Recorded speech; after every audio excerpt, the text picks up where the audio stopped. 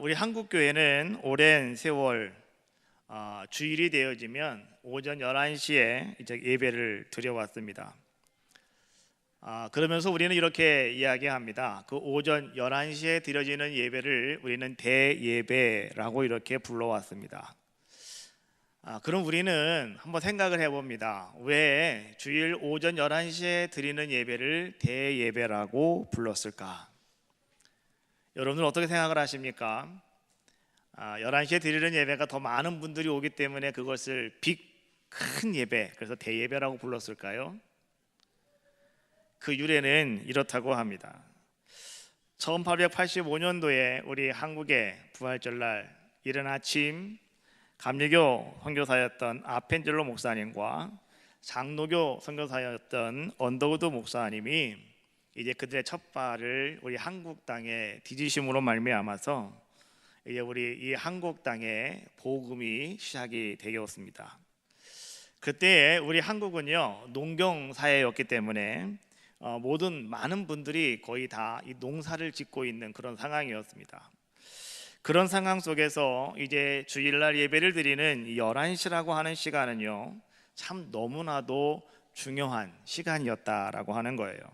특별히 이 농사를 지으시는 분들에게 있어서 이 11시에서 2시까지는요 아주 참 너무너무 중요한 시간인데, 왜 중요하냐고 하면 논에 물을 대야 되는 시간이기 때문에 그랬고, 또 그때 나가서 이렇게 논의 벼들을 돌봐야 하는 가장 중요한 시간이 바로 11시부터 2시까지라고 하는 시간이었다고 합니다. 그런데 그 중요한 시간에 오늘 먼저 된 우리의 신앙인들이 내가 하나님 앞에 나와서 예배를 드려야 되겠다. 아무리 중요한 시간이라 할지라도 내가 논농사가 상당히 중요하지만, 그러나 이것보다도 내가 더 먼저 하나님 앞에 나가서 예배 드리는 것이 나에게 더 귀하고 나에게 더 중요한 것이다 라고 하는 결단을 가지고 그분들이 모여서 11시에 예배를 드렸답니다. 그래서 이후에 그 11시 예배가 대예배가 되어지는 이유는요, 그 시간, 그 예배의 시간이 무엇보다도 우리에게는 가장 중요한 시간이다라고 하는 것을 예배하는 하나님 앞에 신앙으로 고백을 하고 그들의 믿음으로 고백을 하는 고백적인 의미가 담겨 있기 때문에 그 대예배라고 하는 그 말은 상당히 중요한 의미를 가지고 있더라라고 하는 거예요. 오늘날 우리들에게 이제 대예배라고 하는 단어는 그렇게 많이 잘 쓰고 있지는 않습니다. 우리는 그저 1부 예배, 2부 예배, 3부 예배, 저녁 예배 이런 식으로 예배를 구분해 사용하고 있지만, 그러나 여러분, 오늘 우리가 하나님 앞에 나와서 예배하는 그 시간이 정말로 우리에게는 가장 소중한 시간이고 우리에게는 가장 값진 시간이다라고 하는, 그렇게 소중히 여기는 자세를 가지고 오늘 여러분들이 하나님 앞에 설 때 하나님은 여러분들을 귀하게 여기시고 하나님은 여러분들을 축복하시는 귀한 은혜가 임할 줄로 믿습니다. 오늘 여러분들이 오늘 내가 하나님 대예배를 드립니다 이런 마음을 가지시고 여러분 예배하시기를 주님의 이름으로 축원합니다. 하나님 앞에서 아름답게 쓰임받았던 이스라엘의 가장 위대한 선지자 중에 한 사람이었던 엘리야. 우리가 잘 알고 있는 것처럼 엘리야는요 이 갈멜산 위에 올라가서 그 당시에 사람들이 섬기고 있었던 이 바알신을 섬기는 선지자들, 그리고 아세라신을 섬기는 선지자들 850명과 오늘 이 엘리야는 혼자 맞서 그들과 함께 운명의 대결을 펼치게 됩니다. 하늘로부터 불이 떨어져서 제단을 태워버리는 그 신이 참 신이다라고 하는, 그것이 만약에 되지 아니한다면 자기의 생명을 잃을 수밖에 없는 그러한 운명적인 대결을 오늘 엘리야는 갈멜산 위에 올라가서 실시하게 되는 겁니다. 그리고 살아계신 하나님의 능력으로 엘리야는 거기서 아주 극적인 승리를 거두게 됩니다. 엘리야는 이제 생각을 합니다. 이제 하나님이 살아계심이, 하나님의 능력이, 하나님의 불이 여기에 있는 모든 사람들에게 보여졌으니 이제 이후에 우리의 삶은 새로운 세상이 우리에게 도래할 것이다. 이제는 하나님이 역사하시고 하나님이 통치하시고 하나님이 뭔가를 이루어 가시는 아름다운 세계가 이제 우리 삶 속에 펼쳐질 것이다. 이러한 기대를 가지고 엘리야는 있었습니다. 그런데 이게 웬일입니까? 새로운 세상이 오리라고 생각했던 엘리야의 기대는 완전히 빗나가 버렸고, 왕비였던 이세벨이라고 하는 왕비가 하나님의 말씀을 전하는 선지자들, 예언자들을 한 사람 한 사람 잡아다가 그들에게 보복을 펼치고 있습니다. 사람들을 잡아다가 다 죽이는 가운데 이제는 엘리야까지도 죽이려고, 그 엘리야가 어디에 있는지 엘리야를 찾으라고 명령을 내리는 그런 순간까지 도래하게 됩니다. 하늘로부터 불이 내렸습니다. 하나님이 살아계심이 사람들에게 보여졌습니다. 그렇다고 한다면 그 승리 속에서 얼마나 큰 기쁨이 있고 얼마나 큰 감사가 있고 얼마나 큰 그들의 승리의 환희가 있었겠습니까? 그럼에도 불구하고 오늘 이제 엘리야에게 남아있는 것은 한 가지밖에 없었습니다. 그것은 무엇이었느냐? 엘리야는 이제 살기 위하여 도망갈 수밖에 없는, 도망자의 신세가 되어줄 수밖에 없는 그런 안타까운 자의 모습이 되어졌더라라고 하는 거예요. 그래서 엘리야는 이제 그곳을 떠나서 40일 밤낮을 걸어서 엘리야는 어디로 가게 되냐고 하면 오늘 우리가 읽는 성경의 말씀에 나오고 있는 신의 산이라고 하는 그 산까지 엘리야는 가게 됩니다. 엘리야가 하나님의 아름다운 역사를 드러냈던 갈멜산에서요, 이 엘리야가 지금 도망가였던 신의 산까지 40일을 밤낮으로 걸어갔답니다. 그 먼 길이 과연 어느 정도 거리가 되냐고 하면 지도를 펴놓고 직선거리로 재봤을 때 거의 한 500km 정도가 나온답니다. 그런데 오늘 엘리야가 걸어가는 그 길은요, 오늘처럼 이렇게 경부속도로가 쫙 뚫린 것처럼 길이 똑바른 게 아니잖아요. 꼬불꼬불 길을 걸어가야 되고 언덕을 넘어가야 되고 골짜기를 지나가야 되고 그 다음에 돌산을 건너가야 되고, 여러분 이러다가 보니까 정말로 이제 엘리야가 걸어가는 그 길은요 500km가 아니라 아마도 갑절이 되어지는, 아마도 한 1000km가 되어지는 아마도 그런 먼 길이 아니었을까. 그런데 엘리야는요 지금 급하게 도망가다가 보니까 자기가 가지고 나온 것이 아무것도 없어요. 맨주먹으로 지금 엘리야는 40일 동안을 그는 밤낮으로 걸어서 가나안 이 신의 산을 향해서 나가고 있는 자의 모습이었고, 또 그 광야가 여러분 얼마나 뜨겁습니까? 그 광야가 얼마나 피곤하고 힘든 길입니까? 그럼에도 불구하고 엘리야는 말이죠, 물 한 방울 없는, 그늘 하나 없는 그 광야 사막길을 맨손으로 엘리야는 40일 밤낮을 걸어서 그는 신의 산에 도착하는 자의 모습이었더라라고 하는 거예요. 누구 한 명 자기와 동행하는 사람도 없었고 오로지 혼자 그 긴 길을 엘리야는 걸어서 신의 산에 도착을 하게 됩니다. 그렇다면 우리는 여기서 한 가지 의문점이 생깁니다. 왜 엘리야가 다른 곳으로 도망갈 수도 있을 텐데 왜 굳이 엘리야가 그 먼 길을 찾아서 자기의 죽음을 내놓고 엘리야는 그 길을 걸어서 오늘 엘리야가 신의 산에 도착하게 되었을까? 엘리야에게는 한 가지 기대하는 것이 있었습니다. 그것이 무엇이었냐고 하면 엘리야는 다시 하나님을 만나기를 원했습니다.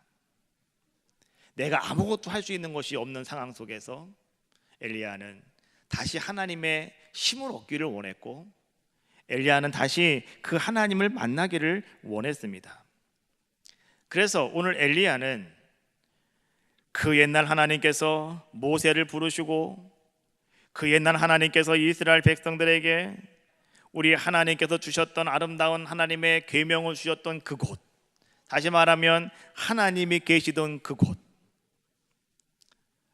출애굽기 3장 말씀해 보니까 모세가 양떼들을 치고 있다가 어느 날 호렙이라고 하는 산에 이르게 됩니다. 거기서 모세가 가만히 바라봤더니 웬 나무가 하나 있는데 거기에 불길이 막 솟아오르는데요, 이상하게 불빛은 엄청나게 잘 솟아오르는데 나무는 타지도 않고 가만히 있더라는 거죠. 그래서 모세가 그 불꽃을 바라보다가 저게 뭘까 가까이 가는데 그때 하나님의 음성이 들립니다. 하나님 말씀이 들렸습니다. 내가 선 곳은 거룩한 곳이니 너의 발에서 신을 벗어라. 그래서 모세는 거기서 깜짝 놀라서 자기 신을 벗고 말이죠, 고개를 숙이고 엎드려 있을 때 하나님은 모세에게 이렇게 말씀하셨어요. 내가 내 사랑하는 민족 나의 히브리 민족들을 내가 구원하여라. 그래서 모세는요 그 말씀을 듣고 이제는 다시 애굽에 들어가서 이스라엘 백성을 그들은 데리고 출애굽을 하게 됩니다. 그리고 나서 그들이 홍해바다를 건너서 그들이 겨우겨우 도착한 곳이 어디였느냐, 바로 그것이 시내산이라고 하는 곳이었어요. 그곳에서 하나님께서는 이스라엘 백성들에게 하나님의 10가지 계명의 말씀을 주셨죠. 그것이 바로 뭡니까? 우리가 말하는 법궤라고 하는 그러한 것이었습니다. 오늘 이제 엘리야는요 모세가 그렇게 하나님을 만났던 것처럼 이스라엘 백성들이 그렇게 하나님의 말씀을 듣고 뭔가 눈에 보이는 확실한 증거를 받았던 것처럼 오늘 엘리야에게도 오늘 내가 이 목숨을 내걸고 내가 다시 그곳에 가서 나도 오늘 하나님의 말씀을 내가 들어야 되겠고 내가 하나님 나에게 뭔가 보여주는 증거를 내가 좀 보아야 되겠다라고 하는 그러한 기대를 가지고 오늘 엘리야는 40일 동안 그는 죽을 고생을 하면서 시내산에 이르는 자의 모습이 되었다는 겁니다. 그래서 그는 거기서 하나님을 만나기를 원했습니다. 그런데 모세가 그렇게 원하던 하나님의 모습을 모세는 그곳에서 볼 수가 없었습니다. 오늘 본문은 이렇게 성경은 기록을 하고 있죠. 열왕기상 19장 11절과 12절에 있는 말씀인데요. 자, 우리 한번 같이 한 목소리로 한번 같이 읽어보겠습니다. 시작.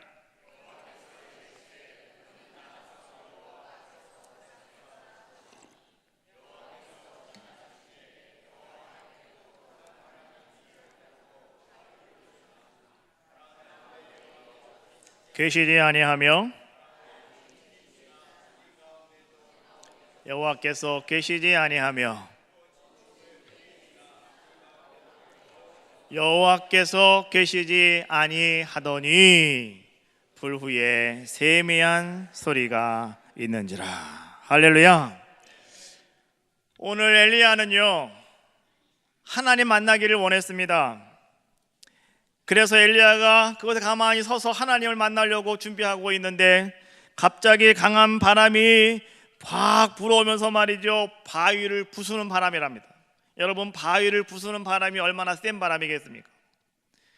우리가 태풍이 불어올 때 말이죠 조금만 불어도 우리는 말이죠 바람이 상당히 세요 라고 이야기하고 간판이 떨어지고 나무가 부러지고 사람이 막 날아가려고 하지만 날아가진 않지요. 그런데 이 바위를 부수는 바람은 어떤 바람일까요?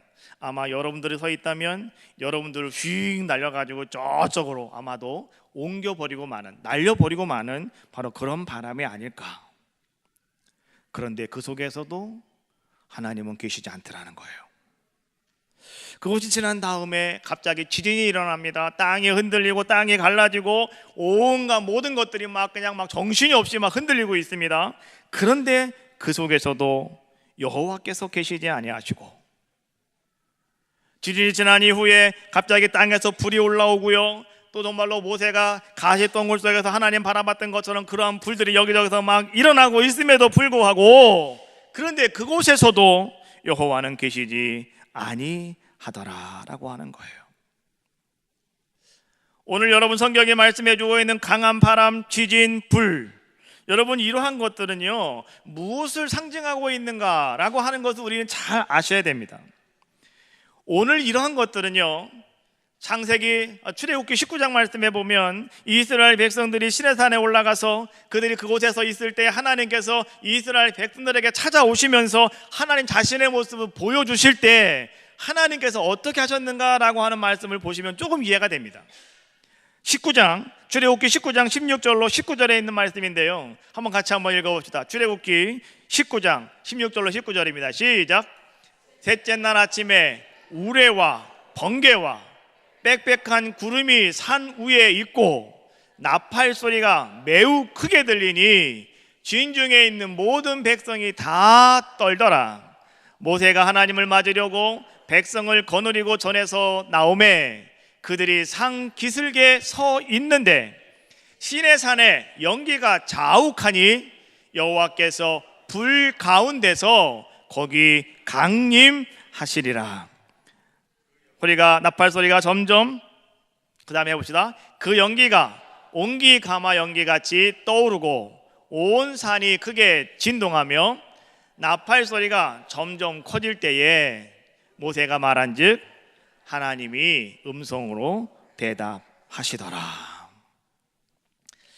이스라엘 백성이 하나님을 처음 만날 때입니다. 그리고 하나님께 자기 자신을 보여드릴 때, 이스라엘 백성들에게 현현하실 때 하나님은 어떻게 하셨느냐? 우레, 번개, 구름, 그 다음에 불 가운데에서, 나팔 소리 가운데에서 하나님께서는요 그들에게 나타나셨고 하나님은 그들에게 말씀하여 주셨더라는 거예요. 그런데 지금 엘리야는 그 하나님을 바라보기 위해서, 그 하나님을 만나기 위해서 지금 엘리야는 그 앞에 서 있는데, 그런데 하나님께서는 지금 그렇게 겉으로 드러나고 있는 많은 증거들 속에 하나님은 계시지 않더라라고 하는 거예요. 바람 속에서도, 지진 속에서도, 불 속에서도 하나님이 모세에게 나타내 보여주셨던 많은 증거들은 그대로 다 나타나고 있는데, 그런데 놀라운 것은 뭐냐고 하면 그 가운데에 하나님은 보이지 않더라는 거예요. 그 성경은 이렇게 말씀해 주고 있어요. 그곳에도 여호와는 계시지 아니하시며, 여호와께서 계시지 아니하며, 여호와께서 계시지 아니하며. 여러분, 오늘 우리는요 하나님을 믿고 신앙생활하면서 오늘 우리들도 이 엘리야와 같이 때로는 무엇인가 큰 표적을 요구할 때가 너무나 많이 있다는 겁니다. 외적으로 드러나는 내 눈에 보이는 증거들, 우리는 그러한 것들을 요구하며 내가 하나님 앞에 기도할 때가 너무나 많이 있다는 거예요. 우리가 생각하는 그런 겁니다. 뭔가 깜짝만한 놀랄 일들이 나에게 일어나서 내 연약한 믿음 하나님이 꽉 붙잡아 주시고, 그래서 내가 정말로 이제 누가 뭐래도 나는 이제 신앙의 반석 위에 내가 든든하게 설 줄 아는 자가 되어지는 것, 바로 이것이 오늘 많은 사람들이 가지고 있는 하나의 모습이라는 거예요. 오늘 엘리야도 별반 우리와 다를 것이 없었죠. 엘리야도 그런 하나님의 증거를 요구했습니다. 하나님이 바람 가운데에서, 하나님이 지진 가운데에서, 하나님이 불 속에서 자기 자신을 보여주시고 내가 너의 하나님이야 라고 말씀하시기를 엘리야는 기대하고 있었는데, 그런데 하나님께서는 과거 시내산에서 보여주셨던 그러한 모든 것들을 지금 목숨 걸고 자기 생명 걸고 40일을 밤낮 걸어가지고 여기까지 와 서 있는 엘리야에게 하나님은 보여주시지 않더라는 거예요. 그리고 하나님은 그곳에 계시지 않은 것처럼 오늘 엘리야에게 하나님은 그렇게 느끼게 하고 계시더라는 거예요. 그런데 여러분, 그것들이 다 지나간 다음에 성경은 이렇게 말씀해 주고 있어요. 세미한 소리, 부드럽고 조용한 소리가 엘리야의 마음을 향해서 들려왔어요. 그리고 그 세미한 소리가, 부드러운 소리가 엘리야의 두 귀 속으로 파고 들어왔다는 거예요. 엘리야는요, 그 하나님을 거기서 고백하게 되는 거예요. 오늘 우리들도요, 살아가다 보면 나에게 지어진 짐이 너무나 무거워서 내가 그 짐을 홀로 지고 가기에는 너무 무거운 거 아닌가, 이런 생각이 들 때가 있어요. 또 내가 가는 그 길이 내가 똑바로 가고 있는 건가, 이거 잘못된 것은 아닌가. 그래서 우리는요, 혹 내가 험한 길로 가는 것은 아닐까, 우리가 두려워할 때도 있어요. 그리고 우리 매일매일마다 온갖 근심 걱정 속에서 말이죠, 우리는 거기에 매여 가지고요, 우리는 매일매일 고달픈 삶을 살아갈 때도 있다는 거예요. 그런데 오늘 주님은 이렇게 말씀하셨어요. 그럴 때 주님이 여러분들을 도와주신답니다. 그냥 도와주시는 것이 아니라 여러분이 그 주님께 요청드리면 주님이 여러분들을 도와주신다는 거예요. 여러분들의 모든 시름을 다 주님은 알고 계시고, 여러분들이 하는 모든 기도를 언제 어디서나 주님은 다 듣고 계시다는 거예요. 그리고 주님은 큰 사랑으로 여러분들을 감싸주시고 여러분들과 동행하시고, 여러분들이 실망할 때, 여러분들이 힘들어할 때 내가 너를 도와주겠노라고 말씀하시는 분이 누구냐? 바로 그분이 우리 주님이시라는 거예요. 주님은 요란하게 여러분들에게 말씀하시는 것이 아니고, 주님은 아주 세밀한 소리로, 부드러운 소리로 주님은 여러분들에게 그렇게 말씀하신다는 거예요. 그래서 오늘 여러분들 삶 속에 내가 정말로 실망하고, 내가 정말로 어렵고, 내가 정말로 무엇인가 할 수 없다라고 생각하는 바로 그러한 상황이 여러분들에게 찾아왔을 때 여러분들이 기억할 것 한 가지가 딱 있습니다. 그것이 무엇인지 아십니까? 내가 주님께로 가는 거예요. 내가 주님께로 가면 오늘 주님이 여러분들에게 찾아오신다는 거예요. 요란하게 찾아오시는 것이 아니라 아주 세밀한 음성으로, 아주 부드러운 음성으로 여러분들의 마음속에 찾아오시고 여러분들의 두 귀에 소근소근 말씀하신다는 거예요. 그분이 누구시냐? 그분이 하나님이시고, 그분이 예수님이시고, 그분이 우리 성령님이신 줄로 믿습니다. 찬양이 하나 있습니다. 짐이 무거우냐? 홀로 지고 가기엔 험한 데로 갈까 두렵지 않느냐? 온갖 일에 매여 고달프지 않느냐?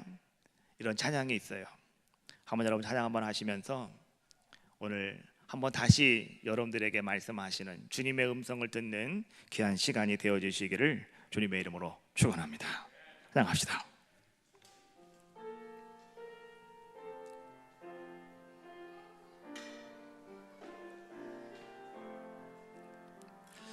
짐이 무거우냐 홀로 지고 가기에 험한 데로 갈까 두렵지는 않느냐 온갖 일에 매여 고달프지 않느냐 주가 도우시리 요청만 하면 우리 기도를 언제 어디나 들으시며 사랑으로 감싸주시고 동행하니 내가 실망할 때 기억해야 할 것은 예수께 가면 주 내게 오리. 슬픔과 절망으로 슬픔 절망으로 벅찬 삶을 사느냐 장래 모든 걱정 너를 짓누르느냐 친구 잃고 지쳐 내 갈 길 잃었느냐 오늘 주께 오면 도와주시리 우리 기도를 감싸주시고 행하시며 큰 사랑으로 감싸주시고 동행하니 내가 실망할 때 기억해야 할 것은 예수께 가면 주 내게 우리 기도를 언제 어디서나 우리 기도를 언제 어디나 들으시며 큰 사랑으로 감싸주시고 동행하니 내가 실망할 때 기억해야 할 것은 예수께 가면 주 내게 오리라. 할렐루야. 여러분 힘들고 어려울 때 여러분 우리는요 엘리야처럼 죽기를 각오하고 40일 동안 밤낮 걸어서라도 우리는 어디로 가야 되느냐? 하나님이 계신 곳으로 가는 거예요. 주님이 계신 곳으로 가는 거예요. 그렇다고 한다면 그곳에서 우리는 누구를 만나게 되느냐? 오늘 우리가 원하는 대로요 바람 속에서 역사하시는 지진 속에서 역사하시는 온갖 요란함 속에서 역사하시는 그 하나님을 우리는 만날 수 없다 할지라도 세밀하게 부드럽게 여러분 찾아오셔서 여러분 가장 마음 깊숙한 곳에 내가 너의 하나님이다 말씀하시며 심어주시는 하나님의 말씀을 들을 수 있다는 거예요. 오늘 엘리야는 어떤 말을 들었을까요? 열왕기상 19장 13절에 있는 말씀이죠. 엘리야가 이제 시내산까지 40일 동안 온 다음에 그는 한 동굴 속에 들어가요. 거기 들어가서 그는 이제는 너무 힘들구나 거기서 가만히 앉아 있을 때 하나님이 그 엘리야에게 하시는 말씀이 9절에 있는 말씀인데요 이렇게 말씀하셨어요. 엘리야야 네가 어찌하여 여기에 있느냐? 너 나 만나러 왔으면 밖에 나가 서 있어. 내가 너 만나줄게. 그래서 엘리야가 이제 밖으로 나가면서 어떻게 합니까? 자기 겉옷으로 얼굴을 가려요. 그리고 그는 굴 밖에 나가서 그 굴 어귀에 그는 서서 이제 하나님을 만나기를 기다리는 모습입니다. 자, 그것이 13절에 있는 말씀인데 한번 같이 읽어봅시다. 시작. 엘리야가 듣고 겉옷을 얼굴을 가리고 나가 굴 어귀에 섬에 소리가 임하여 이르시되 엘리야야 내가 어찌하여 여기 있느냐? 오늘 하나님은요 엘리야에게 이렇게 말씀하셨어요. 그 요란함 속에서 하나님이 말씀하시는 것이 아니라 다 모든 것이 지나간 다음에 하나님은 어디 계십니까? 오늘 엘리야가 고민하고 있을 그 시간에 하나님은 찾아오셔서 말씀하셨다는 거예요. 엘리야야 네가 어찌하여 여기에 있느냐? 그리고 하나님께서는 이제 엘리야에게 이렇게 말씀하십니다. 너는 돌아가서 이스라엘의 왕을 세워라. 그리고 또 하나 하시는 말씀이 너는 그뿐만이 아니라 이웃 나라의 왕까지 이제 내가 세워야 하느니라. 하나님은 새로운 명령을 내려주시고요, 하나님은 또 엘리야에게 이렇게 말씀하시더라는 거예요. 19장 18절에 있는 말씀입니다. 한번 같이 읽어봅시다. 시작. 그러나 내가 이스라엘 가운데에 7,000명을 남기리니 다 바알에게 무릎을 꿇지 아니하고 다 바알에게 입 맞추지 아니한 자니라. 여러분, 엘리야는 말이죠, 지금 40일 동안 그 길을 걸어왔습니다. 밤낮 잠도 자지 않고 그는 그 길을 걸어왔어요. 무엇 때문에? 하나님 만나려고요. 하나님의 아름다운 은혜를 다시 경험하기 위해서 엘리야는 그것을 그는 걸어왔다라고 하는 거예요. 그런데 엘리야는 그 40일 동안 걸어오면서 무슨 생각하는지 아십니까? 나는 이제 혼자밖에 남지 않았다. 나는 아무도 없다. 나와 함께 할 사람은 아무도 없다. 엘리야는 그러한 자괴감에 빠졌습니다. 그리고 엘리야는 말이죠, 이제 아무도 없다고 생각을 했어요. 나 혼자밖에 없다고. 그런데 하나님께서는 그 엘리야에게 세미한 음성으로 하시는 말씀이 이런 말씀이셨어요. 엘리야야, 넌 혼자가 아니야. 너와 함께 할 사람이 아직도 7,000명이나 남았어. 엘리야야, 너를 도울 자가 아직도 7,000명이나 있단다. 힘을 내라. 엘리야야, 자괴감 속에 빠지지 말아라. 하나님은 엘리야에게 말씀하시더라는 거예요. 한때 엘리야는 말이죠, 선지자로서의 활동을 접고 나는 이제 아무 소용이 없구나, 난 죽어야 되겠다. 그래서 그는 이렇게 기도합니다. 하나님, 나를 죽여주십시오. 하나님, 나를 좀 데려가십시오. 내가 죽는 것이 더 오히려 낫겠습니다. 엘리야가 그런 자의 모습이었단 말이에요. 그런데 오늘 그가 이 시내산에서 하나님의 세미한 말씀하시는 세미한 하나님의 말씀을 듣고 나서 이제 엘리야는요, 어떤 자가 됩니까? 다시 용기를 얻게 됩니다. 그리고 엘리야는 자기의 사명을 잘 감당해 나가는 귀한 자의 모습이 되어지지요. 그래서 하나님은 그 엘리야를 어떻게 하십니까? 이제 하나님은 그 엘리야가 죽음을 맛보지 아니하고 하늘로 풀려 올려지는 놀라운 영광을 누릴 수 있도록 하나님은 그 엘리야에게 아름다운 은혜와 은총을 베푸신 줄로 믿습니다. 하나님께서는 엘리야가 제자 엘리사와 함께 이제 길을 갈 때에 하나님은 하늘로부터 불수레와 불말들을 그 가운데로 내려보내십니다.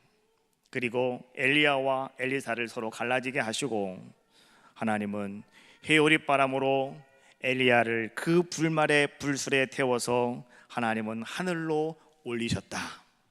성경 그렇게 기록하고 있습니다. 열왕기하 2장 11절로 12절에 있는 말씀인데 한번 같이 한 목소리 읽어봅시다. 시작. 두 사람은 엘리야와 엘리사를 얘기하는 겁니다. 다시 한번 읽어봅시다. 시작. 두 사람이 길을 가며 말하더니 불수레와 불말이 두 사람을 갈라놓고 엘리야가 회오리 바람으로 하늘로 올라가더라. 할렐루야. 하나님의 말씀을 듣고 용기를 얻었던 엘리야.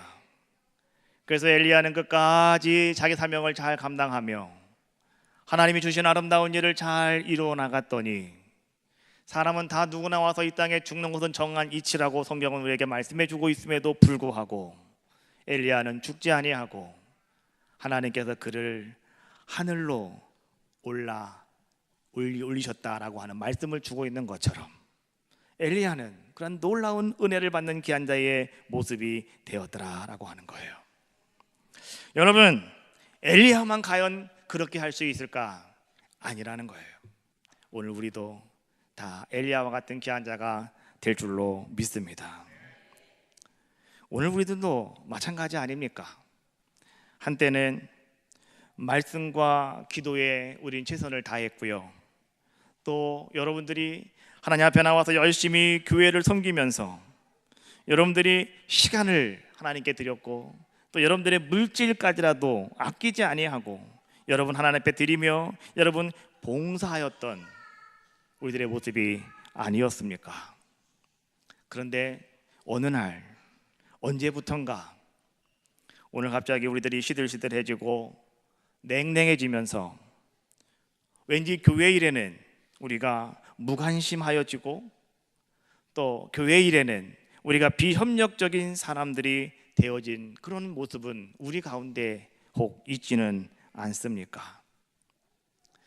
우리가 살다 보면 이런저런 일을 당할 때 여러분, 하나님의 뜻을 묻지 아니하고 우리가 너무나 인간적으로 모든 것들을 판단하고 우리가 그런 일을 이뤄가다가 보니 오늘 우리는 바로 그렇게 시들시들해지고 냉랭해지고 무관심해지고 비협력적인 자들의 모습으로 바뀌어져 있는 우리들의 모습이더라라고 하는 거예요.